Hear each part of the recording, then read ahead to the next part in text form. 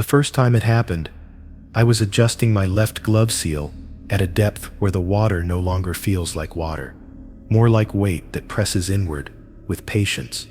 My dive clock was lagging by 3 seconds, which shouldn't matter, except it had never done that before, and my body noticed before my mind did.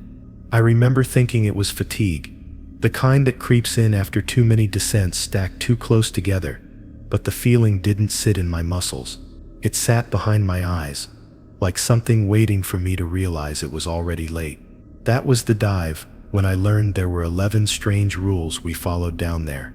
Rules nobody ever briefed me on until I broke the first one, without knowing it existed. I didn't feel afraid yet, just embarrassed, like I'd missed a memo that everyone else had quietly agreed not to repeat. Even now, I can't tell if what happened next was the ocean reacting to me, or something far below it noticing that I finally stopped moving. I didn't know it at the time, but the first time the trench made me notice its rules, it was because I had moved too soon. I was at nearly 11,000 meters, weight of the water pressing down like something patient and alive, and my left thruster hesitated while I adjusted my grip on the manipulator arm. Rule 1. If you stop moving, you must not resume movement until the pressure settles, kept echoing in my head, only because my body felt it before my brain could even name it. There was no sound, only the way the water seemed to change shape around my suit, folding and pressing in, a subtle weight that made my lungs feel small. I thought I could fight it, thought I could correct the thruster glitch instantly, but every instinct to move was met with a resistance I couldn't explain. I tried to remind myself it was just depth, physics doing its normal thing, but my fingers tingled, and the suit's feedback pulsed unevenly against my wrists. The manipulator arm wouldn't respond until I paused entirely, and even then it felt as though the trench itself exhaled, like a living presence acknowledging my compliance. My comms light flickered, just a faint twitch, but that was enough to make me glance around the infinite dark. In the minutes I held perfectly still, I noticed tiny flashes of bioluminescent creatures drifting past, too far to see clearly, too deliberate to be random. Movement in that darkness felt like betrayal. Stopping felt like negotiation. I didn't want to accept it, but the lesson was written into my bones before I could rationalize it. When I finally moved again, it wasn't because I felt safe. I moved because the pressure seemed to give a slow, deliberate permission, almost a sigh that let the manipulator respond. My eyes traced the trench walls, noting the folds and grooves, each shadow stretching longer than it should, like the dark itself was leaning closer to watch. I thought I saw a flicker of motion that wasn't mine, something that shifted against the pale glint of my lights, but it was gone before I could track it. I told myself it was fatigue, the kind that warps depth perception, makes isolation unmoored, but my body remembered the pause, remembered how long I had to wait. That memory stayed embedded, a subtle knot in my chest that refused to relax even as the dive continued. I kept moving cautiously, each thrust measured, each hand adjustment considered, as if calculating distance from an unseen observer. The trench water felt different now, aware of me in a way that didn't require eyes or teeth, just acknowledgement. I passed a coral-like formation that had somehow survived down here, its edges curling in slow rhythm with currents that I shouldn't have been able to feel yet could. It was beautiful, terrible, and indifferent, reminding me that obeying Rule 1 wasn't about safety, it was about patience with something utterly alien. My suit alarms whispered only occasional pulses, not warnings, just gentle reminders that the rhythm of movement mattered more than survival instincts. Hours passed, or maybe minutes, I couldn't be certain, and every time I stopped to check the manipulator or recalibrate thrusters, I felt the same subtle judgment. My brain tried to normalize it, to pretend this was just extreme diving protocol, but the reality was heavier than air, heavier than expectation. Rule 1 taught me that motion wasn't optional, it was dialogue. When I later tried to explain the feeling to the other divers in the habitat, no words seemed adequate, and they looked at me like I had described a private hallucination. The trench didn't care if anyone else understood, it only cared about compliance. And the first time I got it wrong, it made me remember forever. By the end of that dive, I noticed marks along my torso that my suit sensors should have registered, but didn't. Faint bruises like impressions of something unseen, pressing gently against the fabric. I couldn't explain them, didn't try to. Acknowledging them might have been a mistake in itself.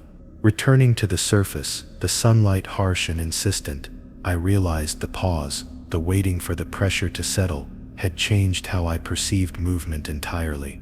It wasn't just a rule, it was a negotiation with the trench, a contract with weight and patience that no training could simulate. That knowledge sat in my shoulders, heavy but quiet, and I understood that breaking Rule 1 once was enough to teach a lesson that no instructor ever could.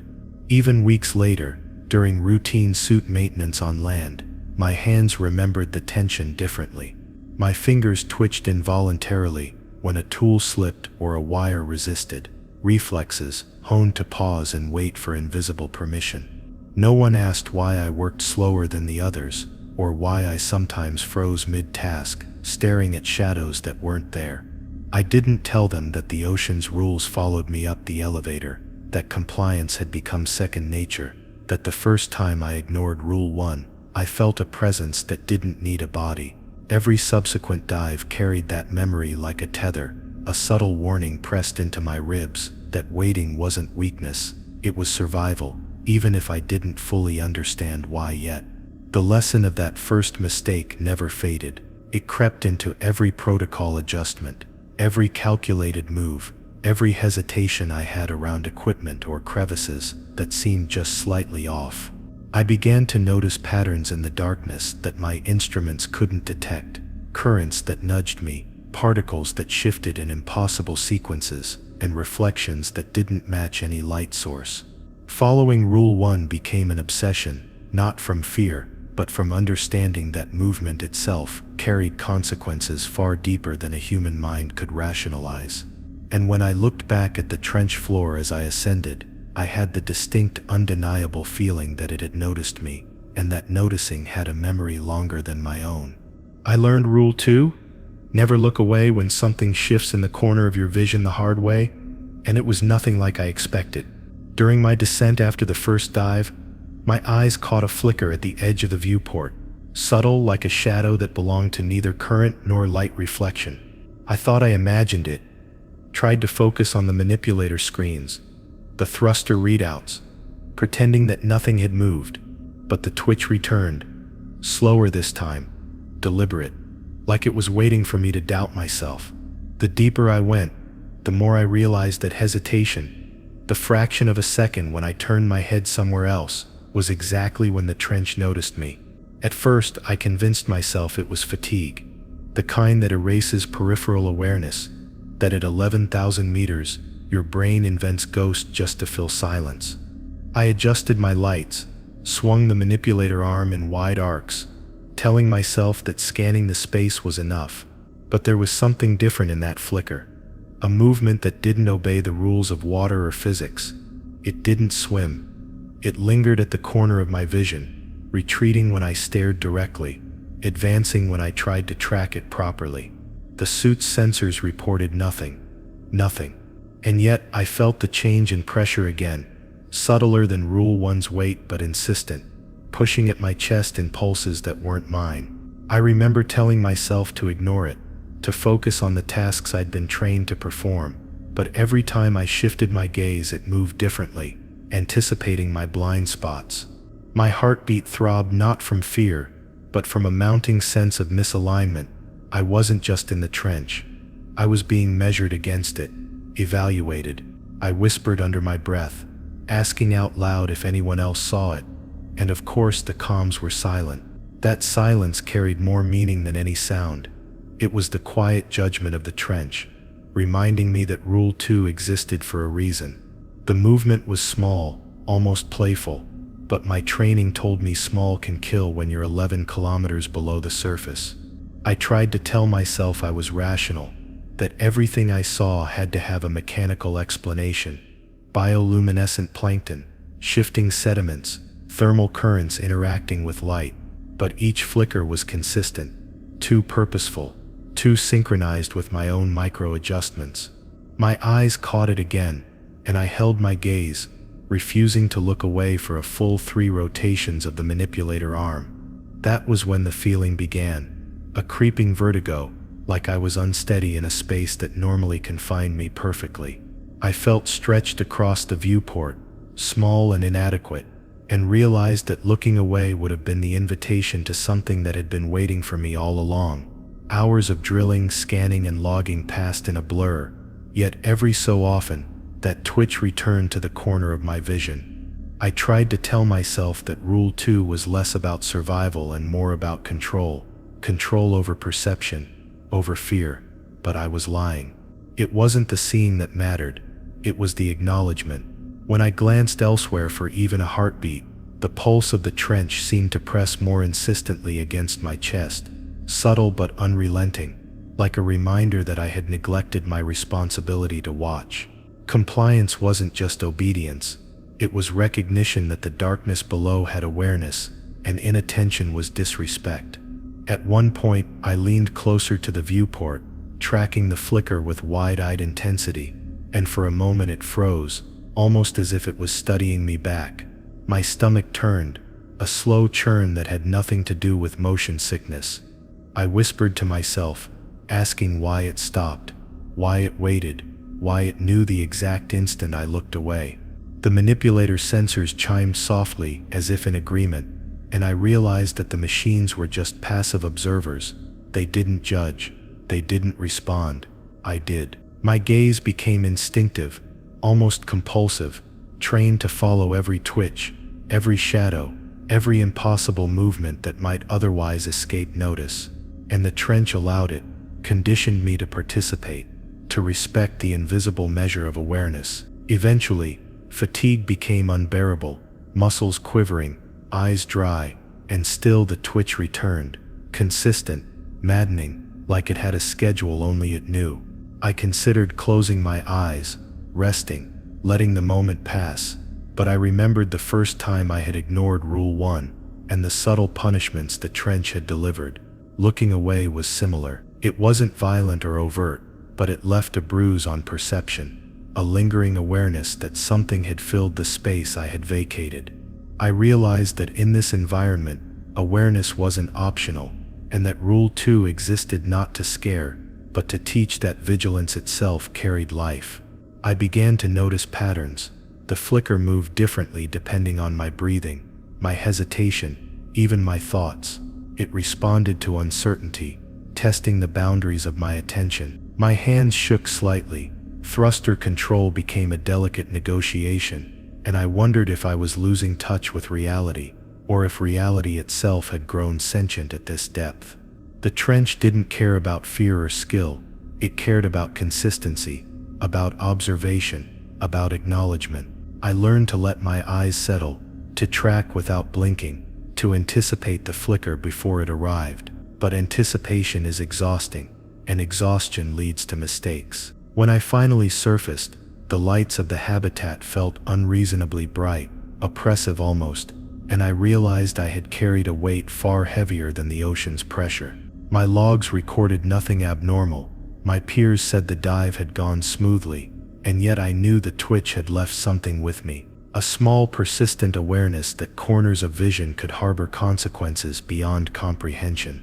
And just as with Rule 1, I knew this was only the beginning, that compliance with Rule 2 was a lesson written in minutes of attention and hours of reflection, impossible to explain, yet impossible to ignore. Every subsequent descent carried the memory of that twitch, teaching me that looking away, even for a breath, was not neutral.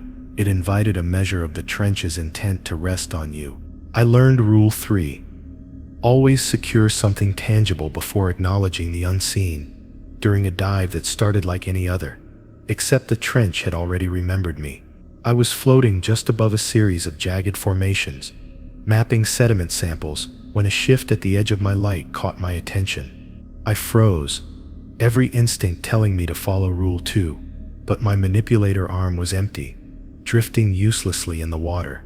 For the first time, I realized the significance of having something physical in hand, something that anchored you, gave the trench a reference point for your intent.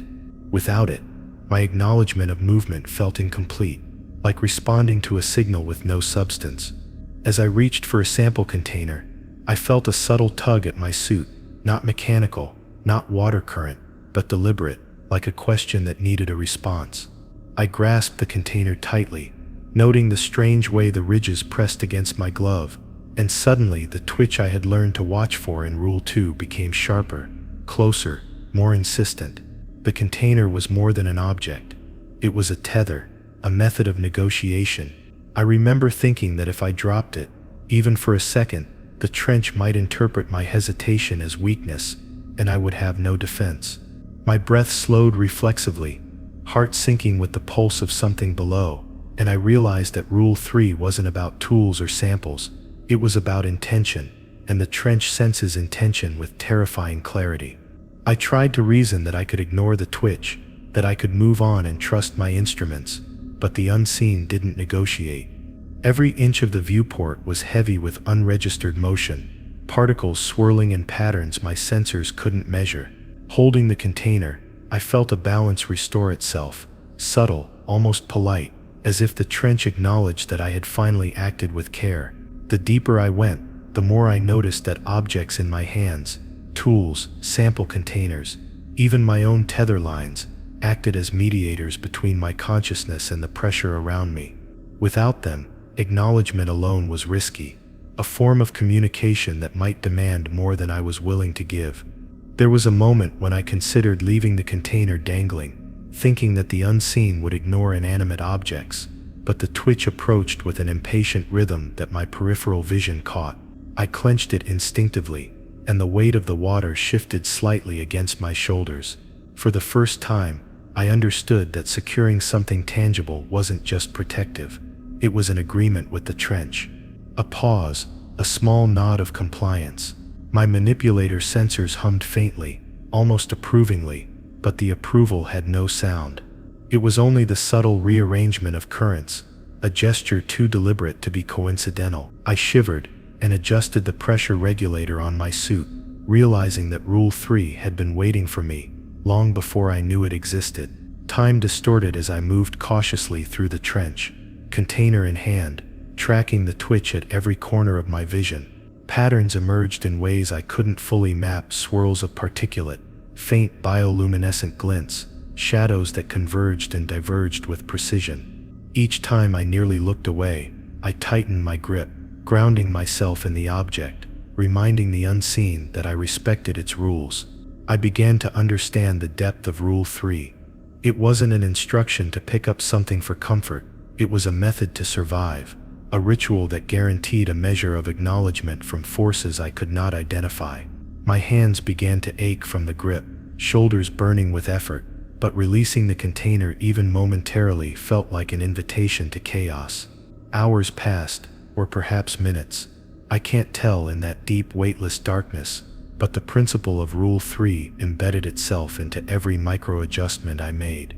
Each flicker, twitch, or subtle shift in the water became a signal I responded to only after securing something solid. I realized that the trench was a teacher, patient and indifferent, and that Rule 3 was one of its earliest lessons in communication. Objects weren't shields, they weren't armor, they were proof of presence, proof of attention. Without them, I could have responded incorrectly, and that misstep would be irreversible. I remembered earlier mistakes with Rule 1 and Rule 2, but this was different. This was about accountability in the presence of the invisible, and the consequences were subtle, psychological, but unavoidable. By the time I returned to the habitat, clutching the container like a talisman, I was aware of a lingering shift inside me. My muscles remembered the tension, my eyes remembered every twitch, and my mind cataloged every movement that had required securing something tangible before acknowledgement. I couldn't explain it, couldn't map it in conventional terms, but I understood that compliance with Rule 3 wasn't optional. It was a rhythm, a dance with the trench, and the unseen had eyes I couldn't see, but which measured every hesitation. Even now, I find myself holding pens, tools, or my notebook tightly when alone, an unconscious echo of Rule 3's lesson, a reminder that the world below taught me habits that surface reality can't justify. In subsequent dives, I experimented subtly, testing the parameters of Rule 3 without realizing I was being observed. I dropped an empty tool to see if the twitch would respond differently. It did. The subtle shifts I felt through my suit, the way the water changed against me, were unmistakable confirmations that even abandoned tangibles maintained their weight in the trench's awareness. Objects didn't merely protect, they translated my intentions, anchored my consciousness, and proved that I was participating in a dialogue I could barely comprehend. The realization settled slowly: the trench is alive in perception, and Rule 3 ensures that acknowledgement of its presence is never without a tangible guarantee. Even now, weeks after that dive, I instinctively secure every piece of equipment before responding to shadows or subtle movements. I've developed a compulsion, not born of fear, but of understanding that the trench measures intent with absolute precision. I catch myself adjusting grips, repositioning tools, even holding my own limbs as if the unseen will notice hesitation. That first dive, that first grasp of Rule 3, changed my perception forever. The lesson is quiet, relentless, and impossible to describe fully, but its presence lingers in my arms, my hands, my eyes, reminding me that the unseen is never neutral, and that every acknowledgement must be grounded in something tangible. I learned Rule 4. Never trust reflections at extreme depth.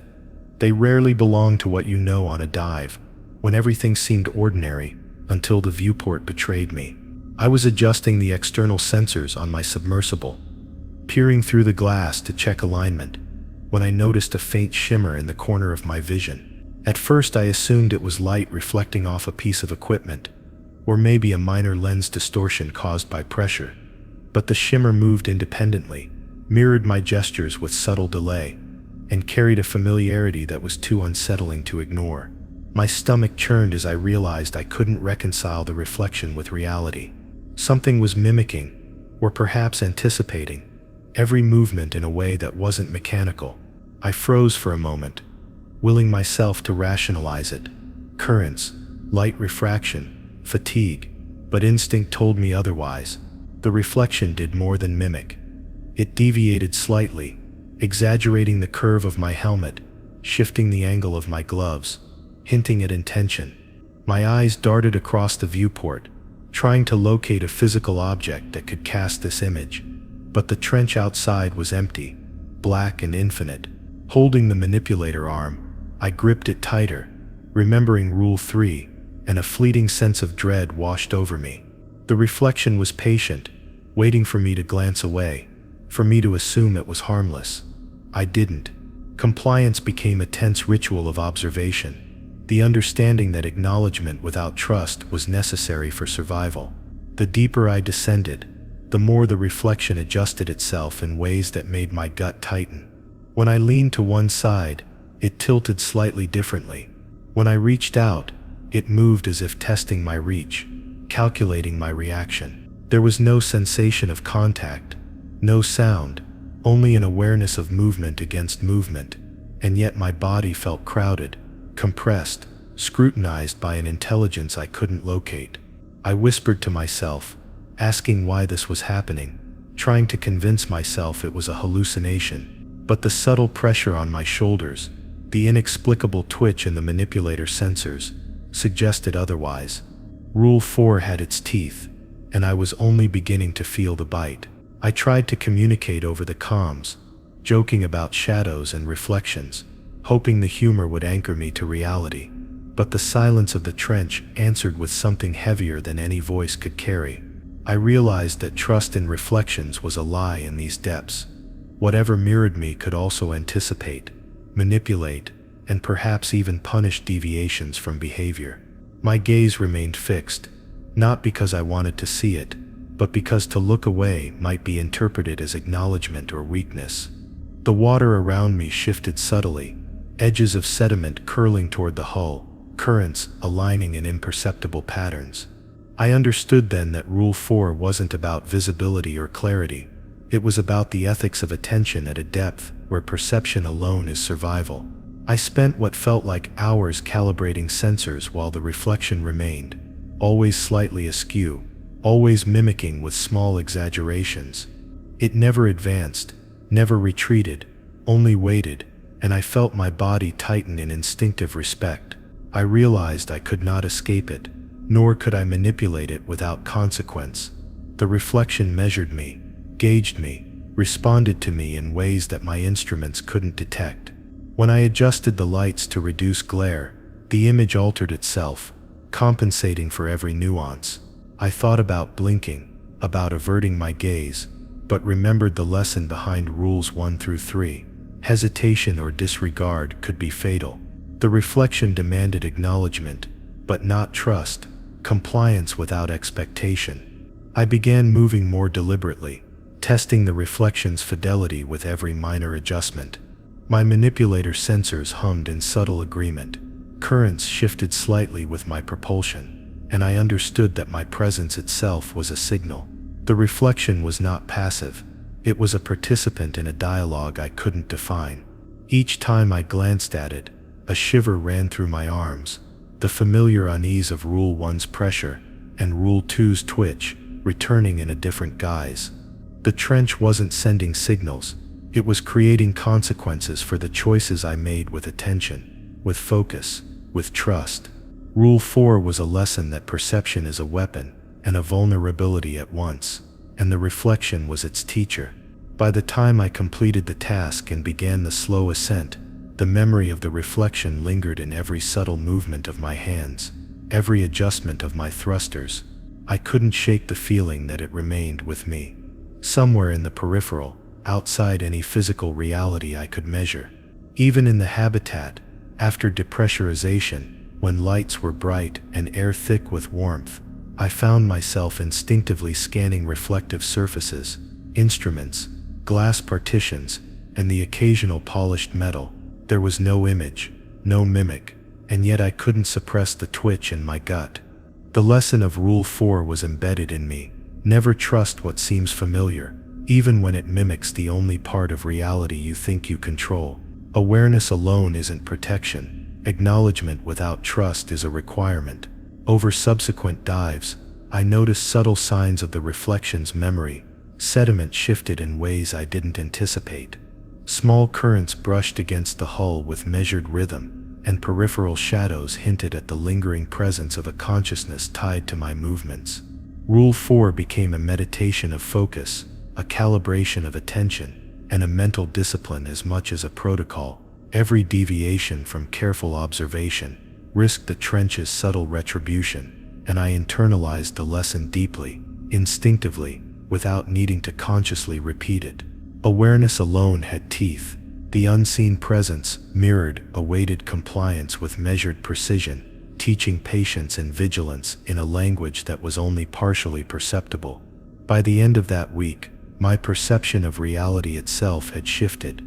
Even mundane reflections on the surface, in the habitat or on panels, carried the residue of Rule 4.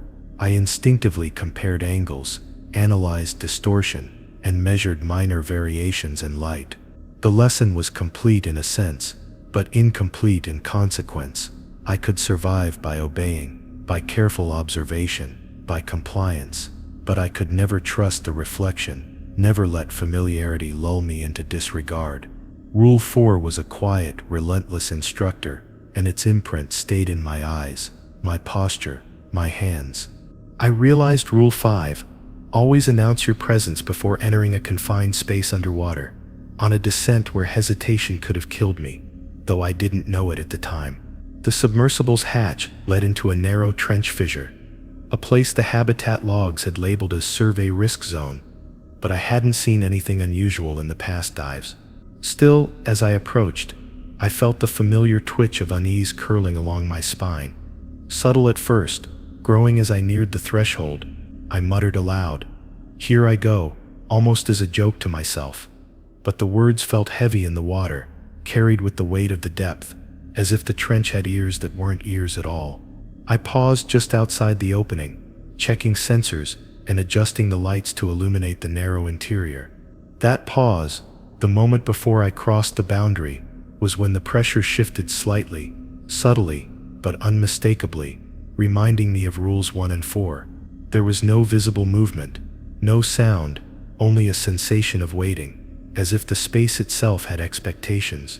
I gripped the manipulator arm, then spoke again, deliberately this time, announcing my name and intention. Immediately, the edges of the fissure seemed less hostile, currents aligning predictably, and I realized the announcement was a form of negotiation. Rule 5 wasn't about protocol or courtesy.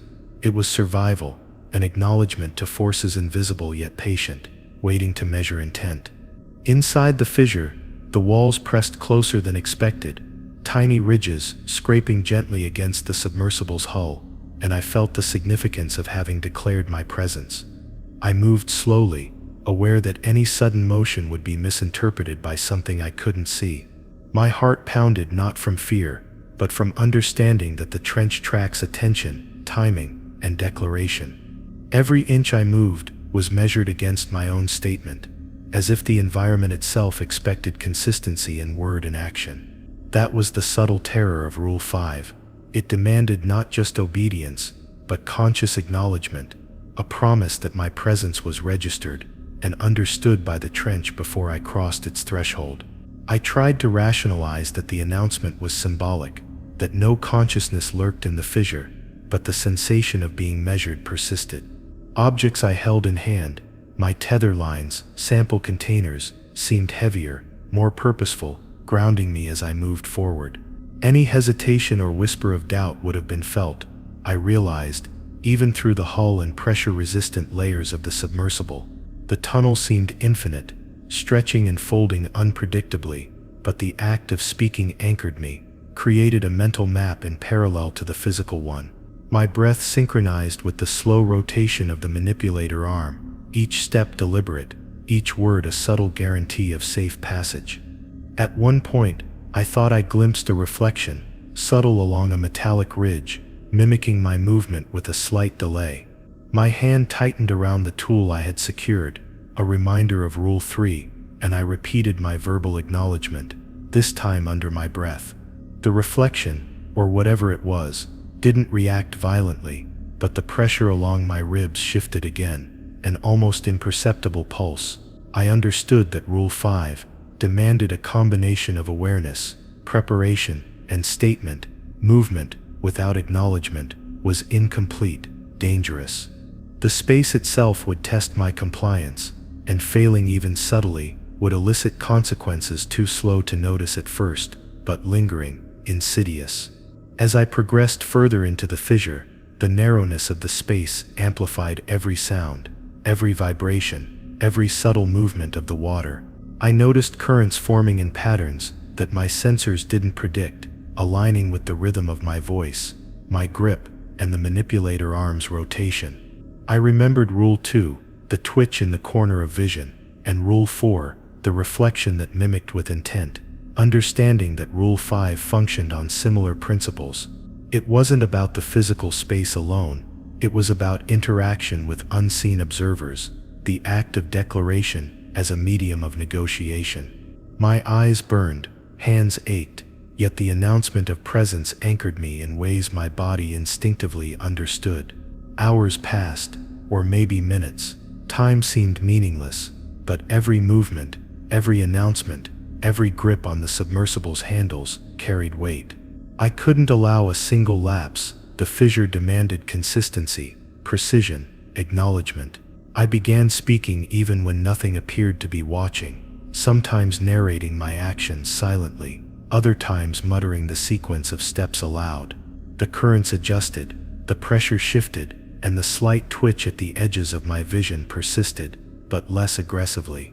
I realized that Rule 5 taught me not just survival, but the importance of presence and responsibility in an environment that measured attention in ways humans cannot perceive. By the time I exited the fissure, the sensation of being observed persisted, though the walls had returned to normal spacing and the currents stabilized. My arms were sore from gripping the manipulator, my jaw ached from constant muttering, but I understood the subtle lesson: announcements are not optional. they are acknowledgement, they are accountability, they are proof to the trench that you understand its invisible parameters. Every subsequent dive in narrow, confined spaces became ritualized with this practice. Even on surfaces, when preparing equipment or moving through the habitat, I found myself speaking, narrating, reinforcing a habit born from Rule 5, the awareness carried beyond the trench. Even at rest in the habitat, I noticed reflections, corners or crevices, as if they might respond to my unspoken announcement. It was exhausting, obsessive, but necessary. Rule 5 had embedded itself into my perception, insisting that recognition and declaration are inseparable from survival in an environment that tests comprehension far beyond human senses. I had learned deeply that acknowledgement without action, or action without acknowledgement, was dangerous. That fissure taught me a lesson that I could not unlearn: declare, secure, observe, repeat. Compliance is invisible, but measured, and the consequences of neglect manifest slowly, subtly, and irrevocably. I realized Rule 6: never ignore the subtle shifts in water temperature. They carry intent during a descent into a trench branch. I had never explored where the sensors reported almost uniform readings, yet my skin and core sensed variations no machine could detect. At first, it was slight: a trace warmer along my left arm, a faint chill behind my neck, but enough to make my instincts tighten. The manipulator arm hovered in mid-water while I tried to rationalize, telling myself that currents and thermoclines caused minor inconsistencies, but instinct whispered otherwise. I had learned from Rules 1 through 5 that the trench was not neutral. Every fluctuation, every twitch, every reflection held purpose. These temperature shifts were a conversation. As I continued forward, the subtle warmth intensified near my torso, enough to make my suit sensors register nothing, while my nerves screamed of pressure that wasn't mechanical. I glanced at the instruments, confirming the impossibility. They showed uniformity, yet my body was unambiguously aware. I remembered Rule 2, the twitch in my peripheral vision, and the reflection from Rule 4, understanding that each prior lesson revolved around recognizing nuance. This was nuance incarnate: temperature changes that signaled presence, observation, or something that had learned to anticipate my movements. My heart rate increased slightly, not from fear, but from recognition that ignoring this warning could cost more than equipment or time. It could cost comprehension itself. I adjusted my suit's internal regulator, attempting to equalize perceived differences, but the shifts didn't relent. In fact, they became rhythmic, pulsing along my limbs like a silent heartbeat outside of my own. I whispered to myself, a habit born from Rule 5, narrating each action to assert awareness. The temperature difference wasn't random. It traced me, learning where I held tension, where I shifted weight, how I compensated with thruster inputs. Every micro-adjustment, made by the unseen presence or phenomenon, was subtle, yet deliberate, signaling that observation went beyond sight or touch.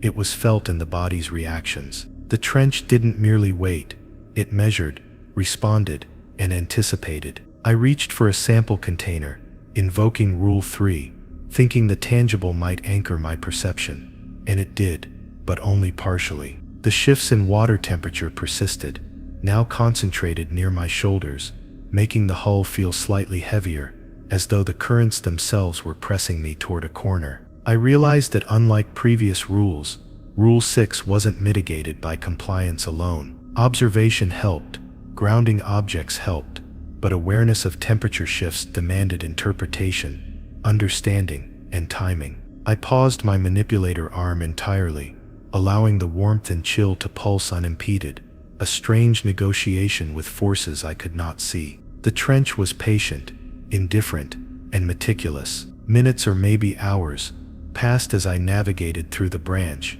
the temperature variations guiding my movement. I realized too late that the shifts were directional, subtly encouraging me toward a narrow crevice. My heart hammered as I balanced compliance with curiosity, gripping the container and thruster handles like lifelines. The trench was teaching without sound, without reflection, without motion. Its language was heat, cold, and the imperceptible gradient between. I whispered my location aloud, part habit from Rule 5, part attempt to anchor myself in reality. But the shifts continued in patterns only partially predictable, revealing awareness of my anticipation. I understood then that ignoring these subtleties would have consequences invisible at first, only realized through a slow accumulation of errors or stress. I thought back to previous mistakes, the pause that broke Rule 1, the twitch that tested Rule 2, the reflection that challenged Rule 4. Each rule taught recognition, anticipation, and acknowledgement, but Rule 6 was uniquely insidious. It didn't force compliance, it demanded perception. Misreading these shifts, or worse, ignoring them, could induce compounding errors, escalating psychological strain, and spatial miscalculations. I noticed my own breathing influencing the subtle shifts. The trench or presence seemed to sense timing, depth of inhale, even minor head movements. Awareness had become a continuous calibration, a dance where my senses were both participant and instrument. As I carefully navigated the crevice, the warm pulse moved ahead of me, always slightly anticipating, while the chill clung to my rear. I realized that Rule 6 was not passive. It tested my memory, my reflexes, and my attention, forcing integration of knowledge from prior rules. I adjusted my movements with measured precision, confirming observation, acknowledgement, and compliance. Each pulse, each gradient in temperature, informed where to place the manipulator, how to angle my lights, and when to shift propulsion. This invisible dialogue required constant mental engagement. Any lapse could result in misalignment, stress, or misinterpretation, with consequences that could manifest subtly over time.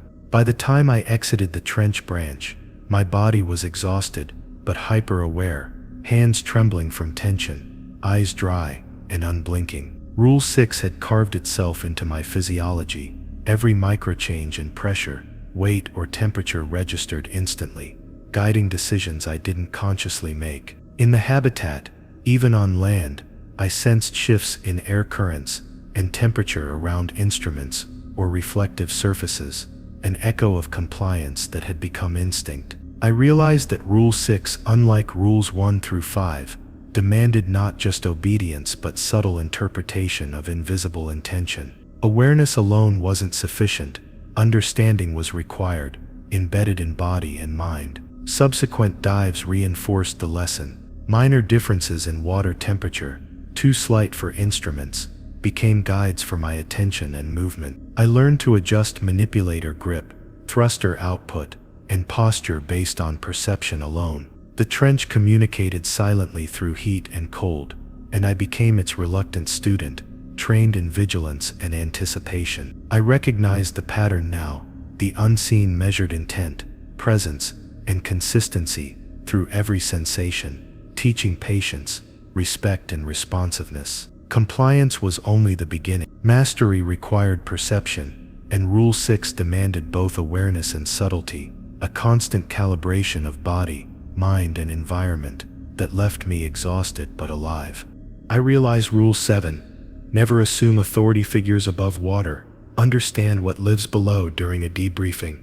After a dive where I thought everything had gone according to plan, I had descended into a trench branch, deeper than any recorded survey, following Rules 1 through 6 carefully, and emerged with detailed observations, subtle measurements, and a growing sense of the trench's awareness.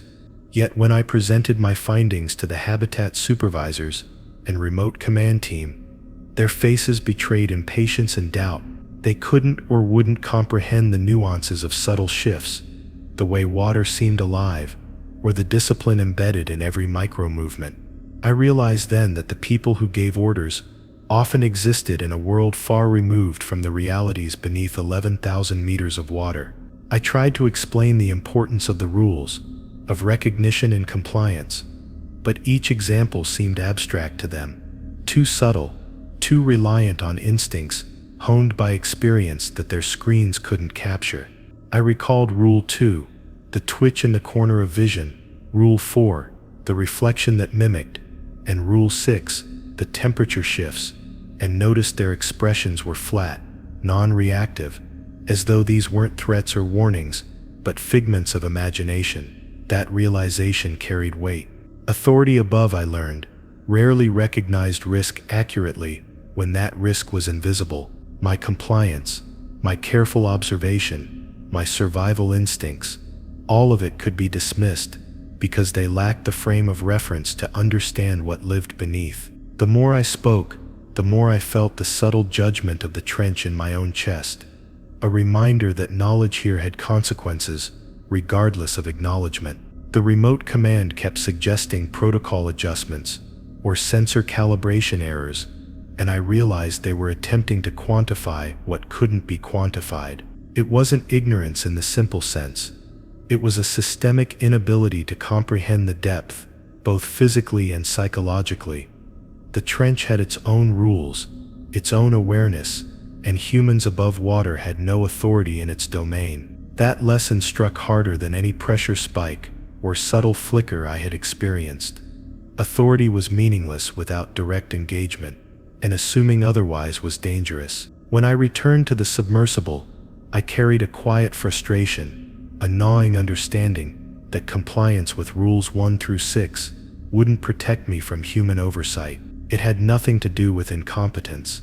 It was a structural reality of isolation and distance. The trench demanded precision, awareness, and negotiation, while authority above demanded reports, numbers, and timelines. This disconnect was profound, and I realized that trusting them blindly would have consequences for both equipment and psyche. Rule 7 became a silent mantra.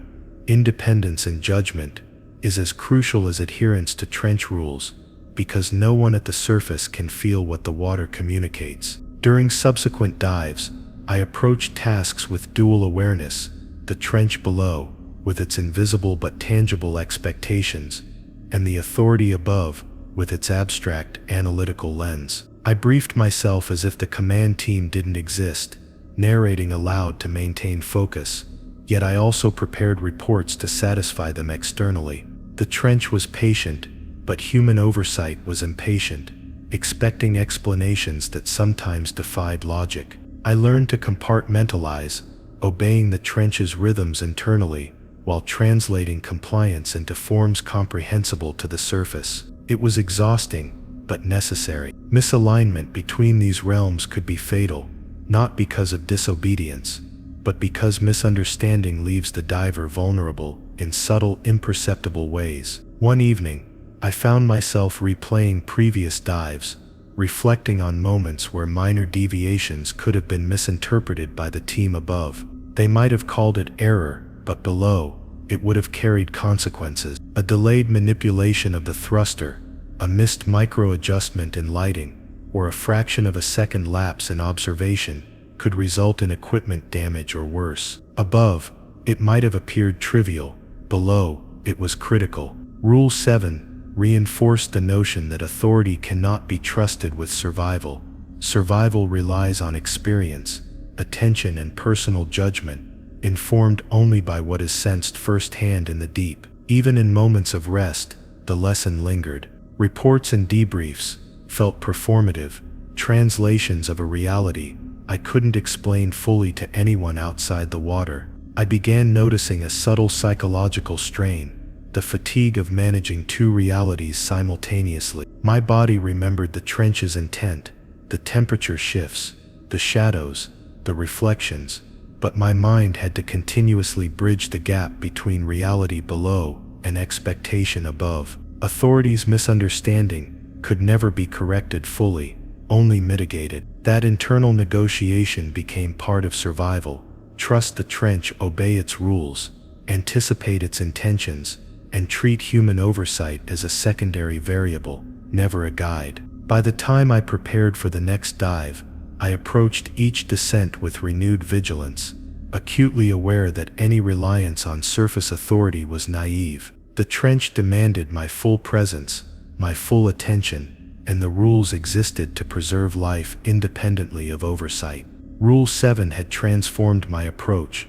While the team above could issue orders, my reality required obedience only to forces I could perceive and comprehend directly. The lesson was unglamorous but vital.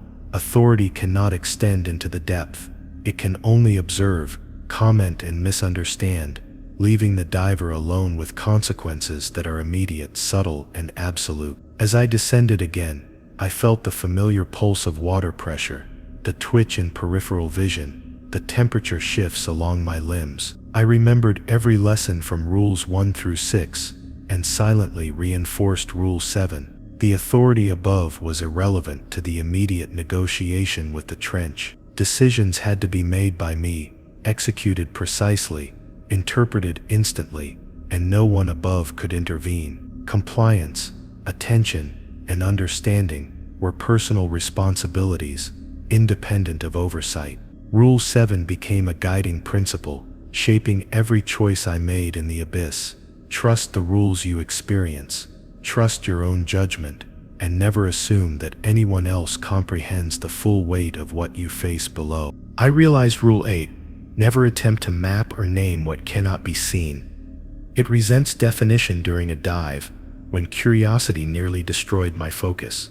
I was in a labyrinth of jagged outcrops, recording sediment samples and documenting bioluminescent formations for the habitat logs. When I thought I glimpsed a shape moving against the trench wall, instinct told me to record it, to sketch or measure, to assign coordinates, a name, a meaning. But the deeper I observed, the more I felt the shape recoil, as if my attention, my intent to define, had physical consequences. My hands froze over the manipulator controls, the container I had secured in Rule 3 trembling in my grip. I whispered to myself, questioning the impulse to categorize. The longer I lingered, the more the trench seemed to respond, the currents shifting subtly, shadows stretching and recoiling along the crevices. The act of mapping, even mentally, altered the behavior of the unseen. I realized that attempting to define this unknown was not a neutral action. It carried weight, an acknowledgement that was more invasive than observation. Objects I held, my tether, the container, even my own body, felt the subtle pressures, adjusting to maintain compliance. But the shape itself seemed almost alive, reacting in real time to every attempt to quantify or categorize. Rule 8 was clear now. The trench resists definition, and recognition alone can provoke consequences if overstepped. I tried to rationalize the urge to map, thinking perhaps it was just my training speaking, the habit of scientific discipline pressing me to record data at any cost. But the trench didn't care about discipline. It only measured intent. Each attempt to name or track the shape seemed to distort currents slightly, a pulse against the hull that wasn't mechanical, wasn't predictable. I whispered my intentions aloud, not to command but to acknowledge my presence. As I had learned in Rule 5, even with careful phrasing, the entity shifted, avoiding definition, teaching me a lesson in restraint. My heart thumped, a slow and deliberate cadence, echoing the rhythm of unseen observation, warning that overreach could have irreversible consequences. Hours, or maybe minutes, I could no longer track, passed as I maneuvered cautiously through the labyrinth, alternating between observation and intentional ignorance. Any effort to sketch the entity, to assign coordinates, even to write mental notes, caused it to recoil, sometimes into shadows I couldn't follow. The manipulator sensors hummed faintly, perhaps a reflection of the trench's measurement of my hesitation, my compliance, my restraint. I remembered Rules 1 through 7, understanding that Rule 8 was a natural escalation. Obedience, attention, and acknowledgement weren't enough. Some things required restraint, deliberate ignorance, a refusal to define what cannot be named. I tried testing the limits, focusing on subtle bioluminescent traces along the trench wall, attempting minimal notation while keeping my hands and voice compliant. The shape followed, careful, deliberate, avoiding contact, but its presence was undeniable, a shadow in my peripheral vision that seemed aware of every micro-movement. I realized the trench was teaching a new form of vigilance, knowing without touching, observing without naming, surviving without imposing order. Each attempt to label or measure brought tension into my body, a reminder that Rule 8 was not a guideline but a subtle enforcement of humility. By the time I exited the labyrinth, my hands were cramped, my muscles stiff, yet my mind was acutely aware of the lesson. The act of naming, of mapping, of assigning meaning, had consequences, even when imperceptible. I realized that survival depended not on comprehension, but on restraint, the ability to witness, respect, and respond without attempting to impose human logic on forces far older, far larger, and far more patient than I could comprehend. Rule 8 was about humility, a reminder that some mysteries exist to be respected, not conquered. Back in the habitat, the memory lingered. Even reviewing the recorded footage, I hesitated, reluctant to annotate or highlight anything, acutely aware that each mark, each note, was a form of definition that might be observed by forces I could not see. My peers might have called it excessive caution or superstition, but I felt the weight of Rule 8 in my body, a constant reminder that acknowledgement without imposition was survival. I found myself narrating silently, repeating observations without committing them to memory or map, a strange mental compromise to respect the invisible and unpredictable. Subsequent dives reinforced the lesson. Every unknown formation, every flicker of shadow, every subtle movement at the edge of vision became something to note internally without labeling, to track without measuring, to acknowledge without imposing. I had learned that overreach, even intellectual or observational, provoked the trench, causing subtle shifts in currents, pressure, and perception. The lesson was psychological, tactile, and invisible, and it persisted long after the dive. Rule 8 demanded patience, awareness, and a humility I had not realized I lacked. Compliance alone was insufficient. Restraint was now part of survival. Even now, when preparing for dives or examining sediment samples, I catch myself hesitating before labeling or naming anything unknown. My hands linger over tools, my voice pauses in narration, my mind checks itself for impulses to define what cannot be seen. Rule 8 is embedded in my perception, a constant whisper of caution and respect. The trench, in its patient, indifferent way, demands this acknowledgement without definition, and I have learned that even the smallest misstep in attempting to name or map can ripple through hours of observation, attention, and life itself.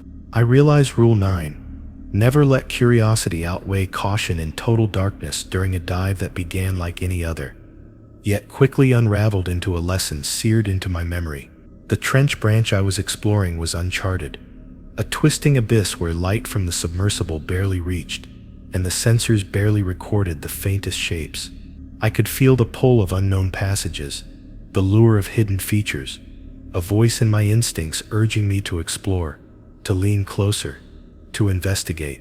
I knew the rules, had followed them meticulously through rules 1 to 8, yet in that moment, curiosity gnawed at the edges of my mind, threatening to override the careful calibration of attention and restraint I had learned. The darkness was total. Beyond the reach of lights, there was only the oppressive void, a blackness that seemed to pulse with subtle rhythm. My manipulator arm trembled as I considered probing a narrow crevice, thinking the samples could yield something unprecedented, something meaningful.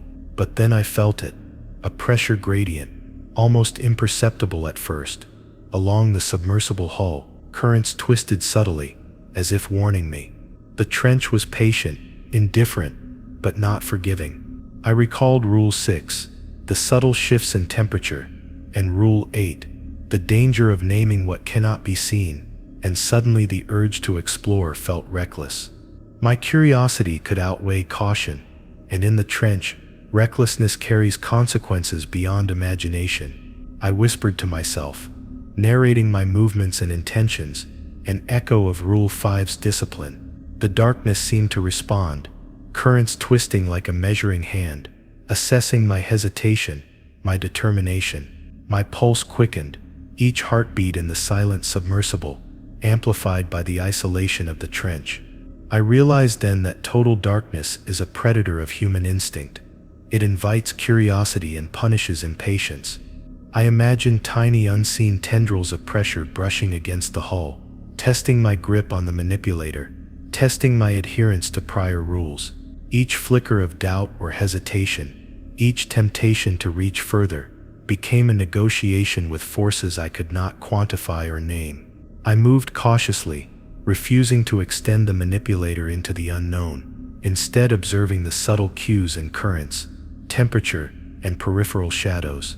The darkness pressed against the viewport, folding and stretching in ways my instruments couldn't measure. I felt a presence, not physical, but attentive, aware of my intentions. My mind raced, debating whether exploration would yield valuable data or provoke unseen consequences. Each step was a measured exercise in patience and restraint, a balance between the hunger to see and the survival instinct honed through 8 prior rules. I realized that in total darkness, compliance alone was insufficient. Curiosity had to be disciplined. Time became meaningless, or perhaps stretched, as I lingered near the crevice, my lights casting narrow beams that barely pierced the black. The urge to explore intensified, almost tactile, pressing against the discipline Rule 9 demanded. I remembered Rule 4, the reflections that misled, and Rule 6, the temperature shifts that carried intent, understanding that the trench had an acute awareness of my impulses. I could feel the darkness responding to my hesitation, testing how much curiosity I could afford, how little caution I would maintain before the consequences manifested. My manipulator hand shook slightly as I held my ground, the sample container from Rule 3, a tangible anchor in the otherwise intangible void. I thought of previous mistakes, the times my attention lapsed when the trench measured and corrected in subtle ways. This was different. The darkness itself was patient, but insistent, a constant, immovable presence that didn't act unless provoked, yet punished anticipation and reckless curiosity without warning. I whispered aloud, not to anyone, but to maintain acknowledgement, repeating my awareness of the surroundings and the decision to restrain exploration. Rule 9 had become clear. Curiosity unchecked is a vulnerability, and in the deep trench, vulnerability is a currency the unseen spends without mercy. Minutes passed, or what felt like hours, as I resisted the pull of the narrow crevice. Every micro-adjustment of thrusters, every shift in my body or manipulator arm, was deliberate, weighted by the recognition that the darkness measured more than motion. It measured intent, focus, and the discipline to prioritize survival over discovery. Even breathing felt heavy, deliberate, a conscious effort to maintain composure. I realized that Rule 9 was psychological as much as physical. It trained the mind to resist the instinct, to seek novelty in environments that demand caution, enforcing a subtle, continuous vigilance that I could not switch off. Eventually I withdrew slightly, moving back into broader, better lit areas of the trench, still acutely aware that my presence alone was monitored. The pull of the crevice remained, a whisper of temptation, but I acknowledged it without acting. I understood now that the darkness had no need to attack, only to test, to observe, to measure my adherence to the rules that kept me alive. Any lapse in caution, any surrender to curiosity, would carry consequences invisible yet profound. The manipulator arm ached from restraint, the container felt like a talisman, and my mind replayed the entire sequence, absorbing the lesson that Rule 9 demanded. Curiosity must never override caution when the unseen watches, and total darkness watches relentlessly. Even after surfacing, the memory of that descent lingered in my muscles, my posture, and my thought patterns. I caught myself pausing before approaching dark areas in the habitat, narrating movements aloud, resisting the urge to overstep boundaries that might seem insignificant above water. Rule 9 had embedded itself into perception. The urge to explore must always be tempered by discipline, acknowledgement, and survival awareness. The lesson was brutal, subtle, and deeply personal, ensuring that even when curiosity tempted me, caution remained a constant companion, guiding every choice in the trench and beyond. I realized Rule 10. Never interact with moving objects that appear sentient. They are testing you during a dive. When my manipulator arm brushed a fragment of debris that at first glance seemed innocuous, It hovered in the water just beyond the submersible, moving in ways that defied currents, slight rotations and twitches that suggested intent. I froze, heart hammering, recognizing the pattern too late. This was not random movement. The fragment shifted deliberately when I adjusted my light, almost as if studying me, gauging my reaction. My skin prickled, every nerve alert, and I whispered aloud, reminding myself of Rule 5, trying to anchor sanity amidst the rising tension of Rule 10's lesson. I backed the manipulator away slowly, noticing subtle currents forming around the object that weren't explained by hydrodynamics alone. Its movements were responsive, reactive, almost anticipatory, and my mind reeled with possibilities. The trench, I realized, had countless mechanisms for testing vigilance, reflections, temperature shifts, darkness, and now sentient appearing objects. Each prior rule had prepared me for subtle observation and restraint, but this demanded something more: discernment, patience, and the ability to resist engagement when instinct screamed to investigate. The object hovered, pulsing faintly with motion, and I understood that curiosity here could cost more than equipment.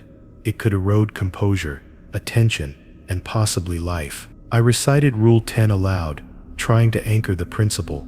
Rule 10: never interact with moving objects that appear sentient.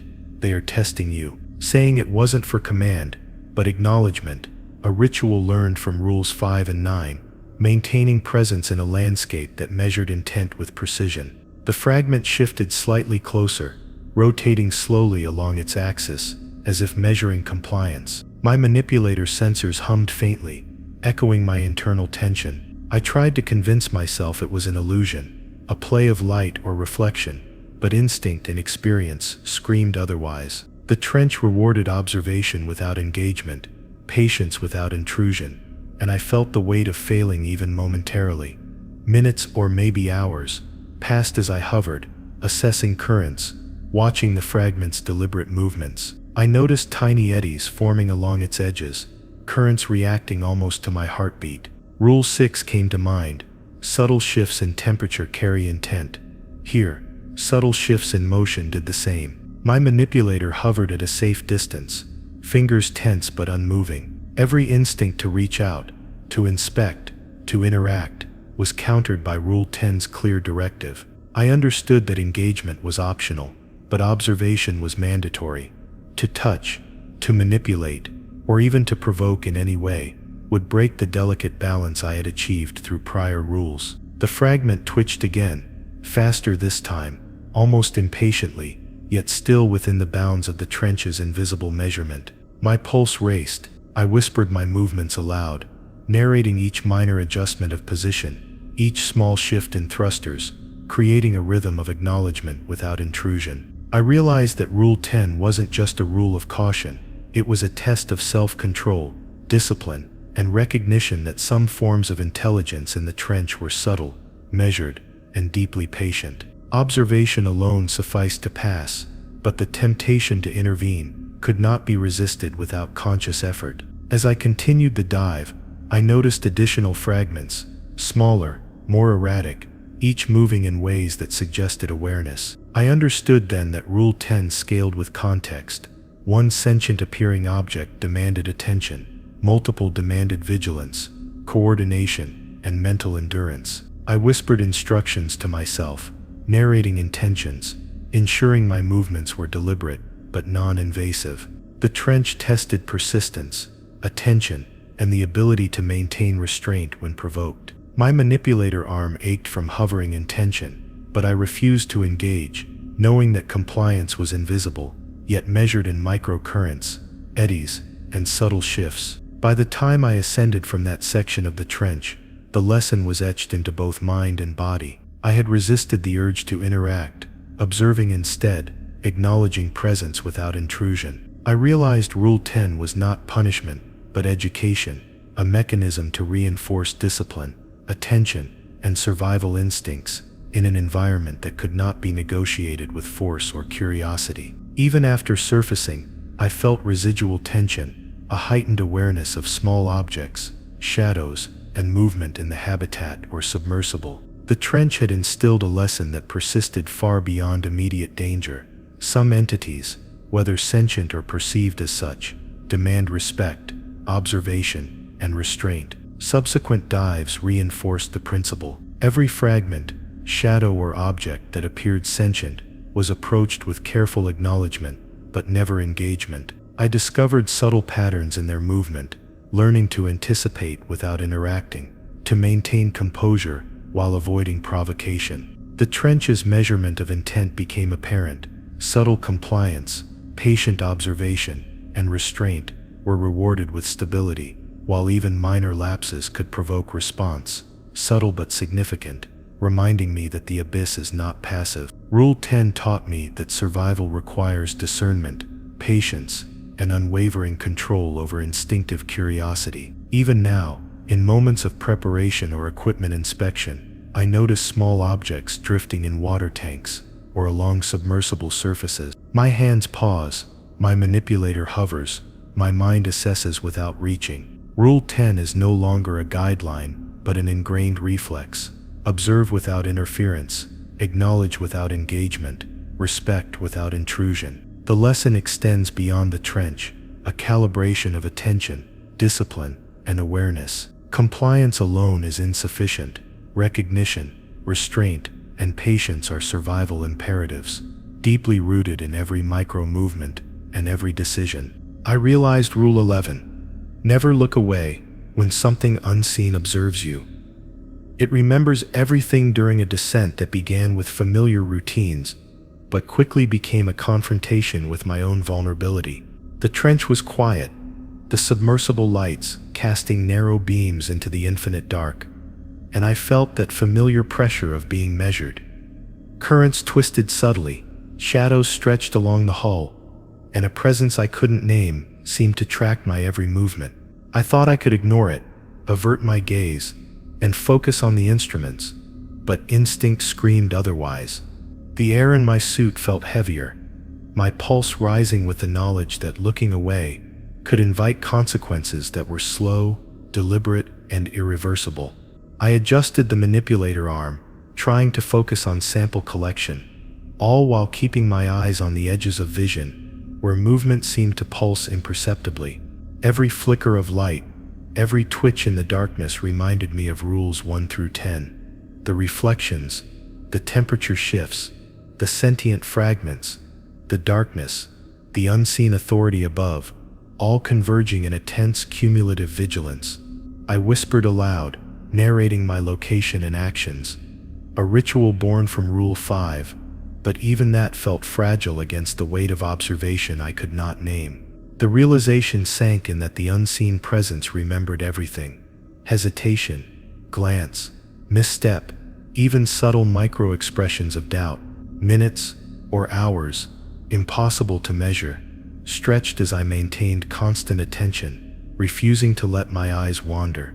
The peripheral shadows seemed to warp when I blinked, currents subtly pulsing along the hull in ways instruments could not detect. I thought of all the mistakes I had made, every rule nearly broken, every lapse that could have invited consequences. Now, with Rule 11 pressing on me, the lesson crystallized. Acknowledgement alone was insufficient. Full attention, unbroken focus, a conscious, continuous gaze was survival. To look away was to grant the trench, or whatever lurked within it, an advantage, a memory of weakness. I tried to reason, to convince myself that the observation was abstract, that currents, reflections, and temperature were all explainable, but my body refused such rationalization. Every fiber, every nerve, every micro-muscle tensed as if the trench itself could read them. I realized the cumulative effect of the previous 10 rules. Each prepared me to understand this final, subtle, terrifying lesson. Obedience, restraint, vigilance, humility. They all led to this moment of unbroken, unflinching recognition. My breath, mechanical but deliberate, punctuated the silence, anchoring me to the present, while the unseen watched, remembering every subtle choice I made.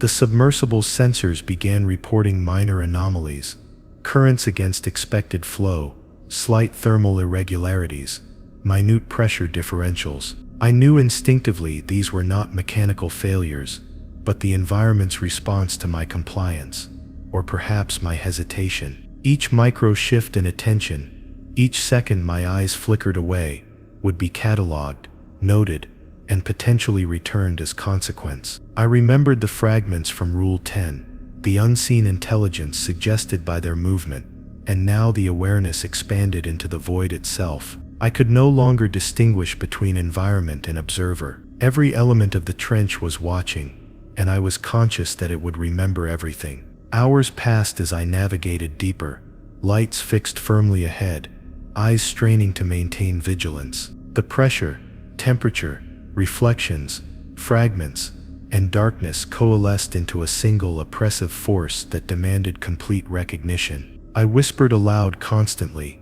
reminding myself of the rules, narrating actions, maintaining the ritual of acknowledgement without distraction. Every moment I considered looking away, to glance at a monitor or write notes.